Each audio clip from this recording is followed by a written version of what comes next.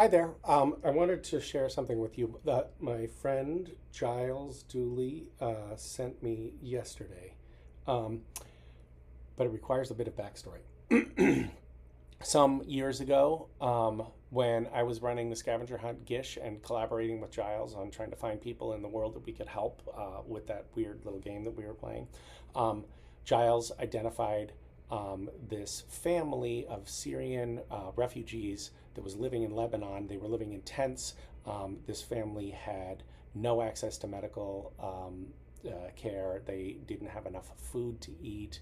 The kids had no access to education, and they had been stuck in this camp for 2 years. Aya was this little child. She was like 5 years old. Her sister had carried her across the desert on her back because she had spina bifida. Aya, this child, full of light, full of love, just a delightful, joyful being.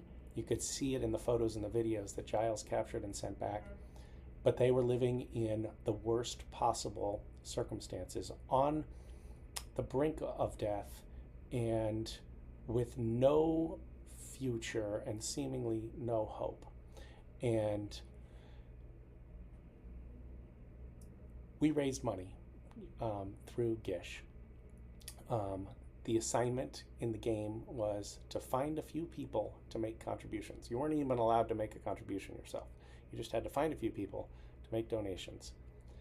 And we raised enough money to get this family into school and into permanent shelter and get medical care and stable, consistent supply of food. And now, this is Aya today.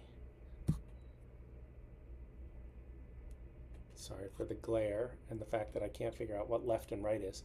That's Aya celebrating her birthday. And she's corresponding with Giles. Giles writes, I think of you often, and you are always in my heart. How are you? Is there anything you need from me? Sorry I was silent for a while, but I was unwell. All good now. I hope to maybe visit this year. Your friend always, Giles. And Aya responds, hello, I am all right, and I miss you too, and I also hope to see you this year. I don't need anything, and I am happy that you're all right. For this young woman now to be able to say, I don't need anything, when she was in a situation where she needed absolutely everything, and we, playing this silly little game, were able to completely and utterly transform her life, is deeply meaningful to me, but it's meaningful for a particular reason at this particular moment.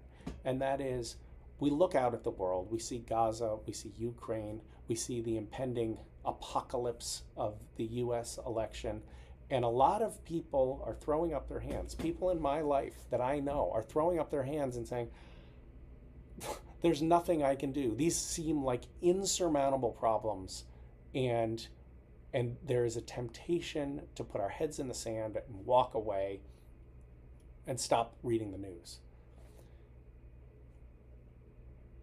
But while no one of us is going to solve any of these major world problems, each one of us has the capacity to make a real difference in someone's life. This child, Aya, and her family, their lives are completely and permanently transformed because we made this little effort in this little game. We asked our friends to chip in. It was a light lift. There are things we can do. Just because we cannot single-handedly solve the biggest problems on our own, we can make the lives of other people better. And I just think that's an important message to remind ourselves of. I really do. I think that complacency and resignation are recipes for an empty heart and a shitty world. So let's all stick with it and do whatever it is that we can. That's my message to you today.